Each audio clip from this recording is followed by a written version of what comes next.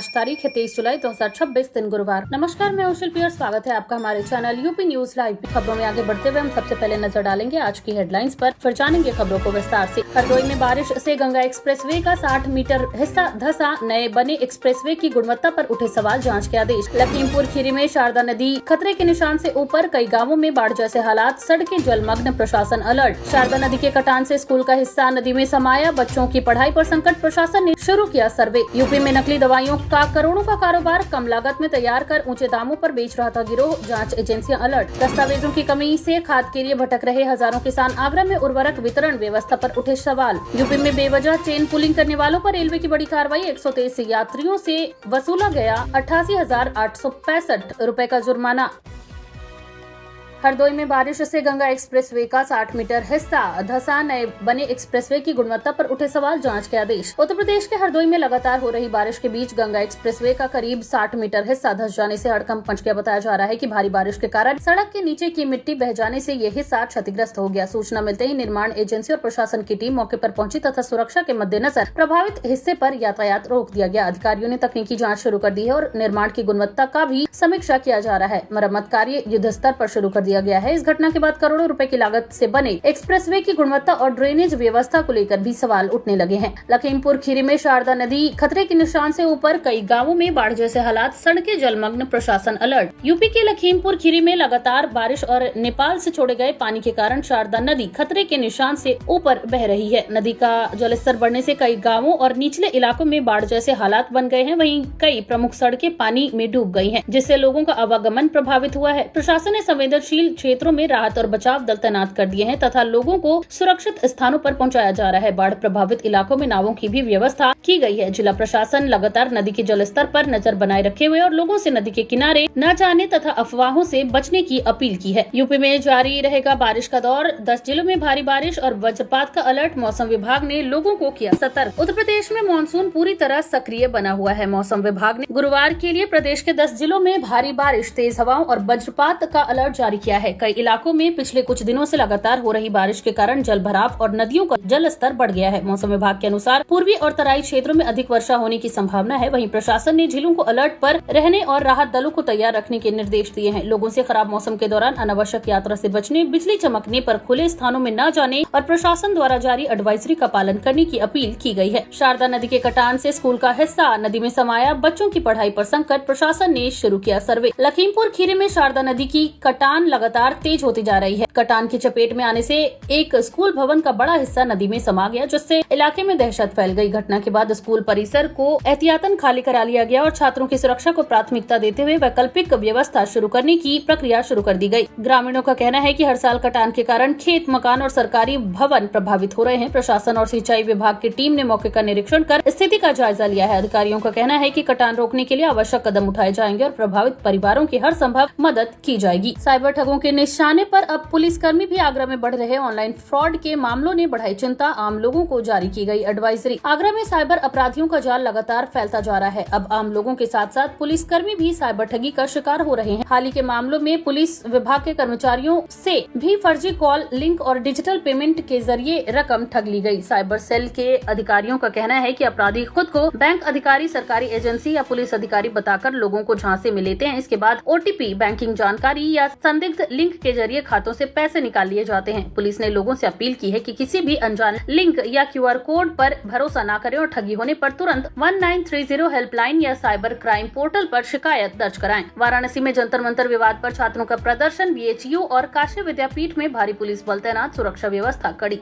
वाराणसी में जंतर मंतर विवाद को लेकर छात्रों का विरोध प्रदर्शन तेज हो गया है। बनारस हिंदू विश्वविद्यालय यानी BHU और महात्मा गांधी काशी विद्यापीठ के आसपास बड़ी संख्या में छात्र एकत्र हुए और विरोध प्रदर्शन किया। किसी भी अप्रिय स्थिति से बचने के लिए प्रशासन ने दोनों विश्वविद्यालयों, परिसरों और आसपास के इलाकों में भारी पुलिस बल तैनात किया। कई स्थानों पर बैरिकेडिंग कर सुरक्षा व्यवस्था कड़ी कर दी गई। अधिकारियों ने छात्रों से शांतिपूर्ण तरीके से बात रखने की अपील की, जबकि प्रदर्शनकारियों ने मामले की निष्पक्ष जांच और कार्रवाई की मांग की। फिलहाल स्थिति नियंत्रण में है और प्रशासन पूरे घटनाक्रम पर लगातार नजर बनाए हुए है। आगरा में शिक्षक समायोजन प्रक्रिया पर उठे सवाल, 8 शिक्षकों के विषय बदलने के आरोप, जाँच की मांग तेज। आगरा में शिक्षक समायोजन प्रक्रिया को लेकर नया विवाद सामने आ गया है। आरोप है कि समायोजन के दौरान 8 शिक्षकों के मूल विषय बदल दिए गए, जिससे पूरी प्रक्रिया की पारदर्शिता पर सवाल उठ रहे हैं। प्रभावित शिक्षकों ने नियमों के उल्लंघन का आरोप लगाते हुए जांच की मांग की है। उनका कहना है कि विषय परिवर्तन से उनकी नियुक्ति और कार्य व्यवस्था प्रभावित हुई है। शिक्षा विभाग ने शिकायत मिलने के बाद पूरे मामले की जांच शुरू कर दी है। अधिकारियों का कहना है कि यदि जांच में किसी प्रकार की अनियमितता या नियमों का उल्लंघन सामने आता है तो संबंधित अधिकारियों के खिलाफ नियमानुसार कार्रवाई की जाएगी। यूपी में सिर्फ 10 मिनट में होंगी कैंसर पैदा करने वाले 45 खतरनाक रसायनों की पहचान। नई तकनीक से खाद्य सुरक्षा को मिलेगी मजबूती। उत्तर प्रदेश में खाद्य सुरक्षा व्यवस्था को मजबूत बनाने के लिए नई तकनीक अपनाई जा रही है। अब आधुनिक उपकरणों की मदद से मात्र 10 मिनट में खाद्य पदार्थों में मौजूद कैंसर पैदा करने वाले 45 खतरनाक रसायनों की पहचान की जा सकेगी। इस नई तकनीक का उपयोग खाद्य सुरक्षा एवं औषधि प्रशासन विभाग करेगा, जिससे मिलावटी और स्वास्थ्य के लिए हानिकारक खाद्य पदार्थों की तेजी से जांच संभव होगी। अधिकारियों के अनुसार इससे जांच प्रक्रिया पहले की तुलना में कहीं अधिक तेज और सटीक होगी। सरकार का उद्देश्य मिलावटखोरों पर प्रभावी कार्रवाई करना और लोगों तक सुरक्षित एवं गुणवत्तापूर्ण खाद्य सामग्री पहुंचाना है। नई व्यवस्था लागू होने के बाद प्रदेश भर में जांच अभियान और तेज किया जाएंगे। यूपी विधानसभा के मानसून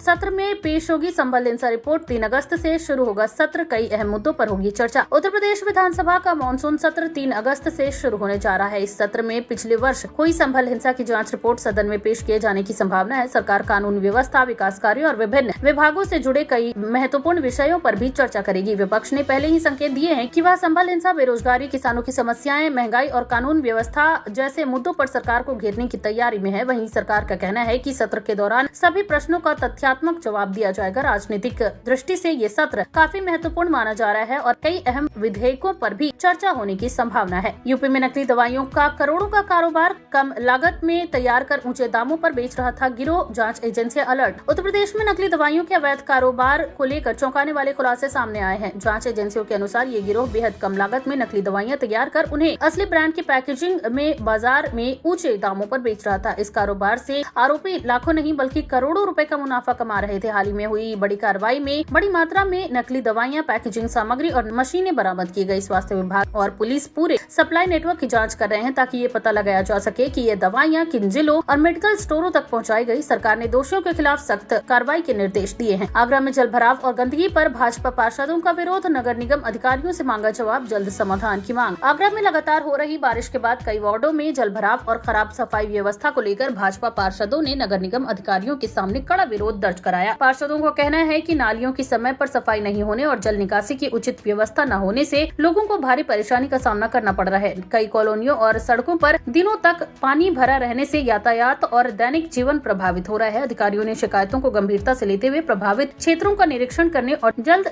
जल निकासी व सफाई व्यवस्था सुधारने का आश्वासन दिया है। नगर निगम ने संबंधित अधिकारियों को आवश्यक कार्रवाई के निर्देश भी जारी किए हैं। सरकारी स्कूलों में अब किताबों से आगे की पढ़ाई, रीडिंग फेयर और संग्रहालय भ्रमण से छात्रों को मिलेगा नया सीखने का अनुभव। उत्तर प्रदेश के सरकारी स्कूलों में बच्चों की सीखने की क्षमता बढ़ाने के लिए नई पहल शुरू की जा रही है। अब छात्रों को केवल पाठ्य पुस्तकों तक सीमित नहीं रखा जाएगा बल्कि रीडिंग फेयर, पुस्तक गतिविधियों, संग्रहालय भ्रमण और अन्य शैक्षणिक कार्यक्रमों के माध्यम से व्यवहारिक ज्ञान भी दिया जाएगा। शिक्षा विभाग का उद्देश्य बच्चों में पढ़ने की आदत विकसित करना, रचनात्मक सोच को बढ़ावा देना और इतिहास, संस्कृति तथा विज्ञान को व्यवहारिक रूप से समझना है। अधिकारियों के अनुसार इस पहल से छात्रों की भाषा की क्षमता बढ़ेगी। बेवजह चेन पुलिंग करने वालों पर रेलवे की बड़ी कार्रवाई। 123 यात्रियों से वसूला गया 88,865 रुपए का जुर्माना। यात्रियों की सुरक्षा और रेल संचालन को सुचारू बनाए रखने के लिए रेलवे ने बिना उचित कारण चेन पुलिंग करने वालों के खिलाफ विशेष अभियान चलाया। कार्रवाई के दौरान 123 यात्रियों को नियमों का उल्लंघन करते हुए पकड़ा गया और उनसे कुल 88,865 रुपए का जुर्माना वसूला गया। रेलवे अधिकारियों के अनुसार कई लोग निजी कारणों से या ट्रेन रोकने के उद्देश्य से इमरजेंसी चेन खींच देते हैं, जिससे ट्रेनों का संचालन प्रभावित होता है। यात्रियों को परेशानी होती है और रेलवे को आर्थिक नुकसान उठाना पड़ता है। रेलवे ने स्पष्ट किया है कि आपातकालीन स्थिति को छेड़कर चेन पुलिंग करना दंडनीय अपराध है। भविष्य में भी ऐसे अभियान लगातार चलाए जाएंगे और नियम तोड़ने वालों के खिलाफ सख्त कार्रवाई होगी। बुढ़िया पूर्णिमा मेले के लिए रेलवे की विशेष तैयारी। श्रद्धालुओं की सुविधा हेतु चलाई जाएंगी स्पेशल ट्रेनें, बढ़ाई गई सेवाएं। मथुरा में आयोजित होने वाले प्रसिद्ध मुड़िया पूर्णिमा मेले को देखते हुए रेलवे ने श्रद्धालुओं की सुविधा के लिए विशेष इंतजाम किए हैं। बड़ी संख्या में आने वाले यात्रियों को ध्यान में रखते हुए कई स्पेशल ट्रेनों का संचालन किया जाएगा और कुछ नियमित ट्रेनों में अतिरिक्त कोच भी लगाए जाएंगे। रेलवे स्टेशनों पर टिकट काउंटर, पूछताछ केंद्र, सुरक्षा व्यवस्था और भीड़ प्रबंधन के लिए अतिरिक्त कर्मचारियों की तैनाती की गई है। वहीं अधिकारियों के अनुसार यात्रियों की सुविधा के लिए प्लेटफॉर्म पर पेयजल, चिकित्सा सहायता और साफ सफाई की विशेष व्यवस्था भी रहेगी। रेलवे ने श्रद्धालुओं से अपील की है कि वे यात्रा के दौरान सुरक्षा नियमों का पालन करें और केवल अधिकृत टिकट के साथ ही यात्रा करें। दस्तावेजों की कमी कमी से खाद के लिए भटक रहे हजारों किसान। आगरा में उर्वरक वितरण व्यवस्था पर उठे सवाल। आगरा जिले में खरीफ सीजन के बीच हजारों किसानों को खाद लेने में भारी परेशानी का सामना करना पड़ रहा है। किसानों का आरोप है कि आधार, भूमि रिकॉर्ड और अन्य दस्तावेजों से जुड़ी औपचारिकताओं के कारण उन्हें समय पर उर्वरक नहीं मिल पा रहा है। कई किसान घंटों लाइन में खड़े रहने के बाद भी बिना खाद लिए वापस लौट रहे हैं। वहीं किसानों का कहना है कि बुवाई का समय निकलता जा रहा है, जिससे फसल प्रभावित होने का खतरा बढ़ गया है। कृषि विभाग का कहना है कि खाद की पर्याप्त उपलब्धता है, लेकिन पारदर्शी वितरण सुनिश्चित करने के लिए दस्तावेजों का सत्यापन जरूरी है। प्रशासन ने संबंधित अधिकारियों को व्यवस्था सुधारने और किसानों की समस्याओं का शीघ्र समाधान करने के निर्देश दिए हैं। आगरा में मूंग खरीद व्यवस्था पर किसानों का गुस्सा। खरीद केंद्रों पर देरी और अव्यवस्था से बड़ी परेशानी। प्रशासन से की सुधार की मांग। आगरा में सरकारी मूंग खरीद केंद्रों पर अव्यवस्था और खरीद प्रक्रिया में देरी के कारण किसानों को भारी परेशानियों का सामना करना पड़ रहा है। किसानों का कहना है कि घंटों इंतजार के बावजूद उनकी उपज की समय पर तौल नहीं हो रही है और कई केंद्रों पर आवश्यक व्यवस्थाओं का अभाव है। बारिश के मौसम में खुले में रखी फसल खराब होने का भी खतरा बना हुआ है। वहीं किसानों ने आरोप लगाया कि धीमी खरीद प्रक्रिया के कारण उन्हें आर्थिक नुकसान उठाना पड़ रहा है। प्रशासन ने शिकायतों के बाद संबंधित अधिकारियों से रिपोर्ट तलब की है और खरीद प्रक्रिया में तेजी लाने के निर्देश दिए हैं। आगरा ग्वालियर एक्सप्रेसवे के विरोध में किसानों का प्रदर्शन। फसल नुकसान का आरोप, उचित मुआवजे और सर्वे की मांग। आगरा ग्वालियर एक्सप्रेसवे परियोजना को लेकर प्रभावित किसानों का विरोध तेज हो गया है। किसानों ने आरोप लगाया है कि निर्माण कार्य के दौरान उनकी खड़ी फसलों को नुकसान पहुंचा है, लेकिन अब तक उन्हें उचित मुआवजा नहीं मिला। प्रदर्शन कर रहे किसानों ने प्रशासन से दोबारा सर्वे कराने, फसल नुकसान के सही आकलन करने और शीघ्र मुआवजा देने की मांग की है। किसानों का कहना है कि बिना पर्याप्त मुआवजे से उनकी आजीविका प्रभावित हो रही है। मौके पर पहुंचे प्रशासनिक अधिकारियों ने किसानों से बातचीत कर उनकी शिकायतें सुनी और पूरे मामले की जांच कराने का आश्वासन दिया। अधिकारियों ने कहा कि यदि सर्वे में फसल नुकसान की पुष्टि होती है तो नियमानुसार मुआवजा उपलब्ध कराया जाएगा। तो ये थी आज के तमाम ताजा अपडेट्स। ऐसी और खबरों को जानने के लिए बने रहिए हमारे चैनल यूपी न्यूज लाइव के साथ। धन्यवाद।